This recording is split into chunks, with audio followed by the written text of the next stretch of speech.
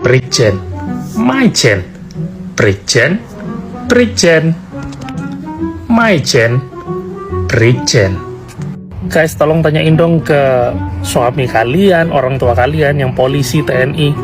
Tanyain ke mereka, kenapa sih mereka tuh ngerasa sok paling tahu dan sok paling bisa ngurusin negara? Kayak di mata mereka tuh nggak ada orang lain, nggak ada ahli lain gitu. Atau mungkin mereka yang aparat-aparat ini itu nggak pernah bisa kerjasama sama ahli karena takut kalah saing, karena nggak mau didebat. Mungkin ya, mungkin bisanya mereka cuma bisa kerja sama penjilat.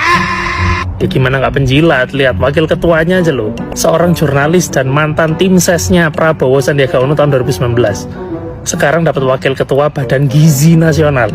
Apalagi ketuanya lulusan IPB Benar Pertanian Bogor, cuman dia ahli serangga, neliti belalang, capung. Ya jelas aja nggak kaget, makanan bergizi gratis isinya belatung semua, serangga semua, cocok.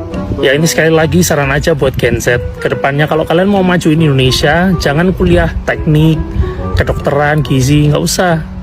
Ambil aja pendidikan tentara, polisi, latih diri kalian untuk menjilat atasan, pasti nanti tuanya dapat jabatan.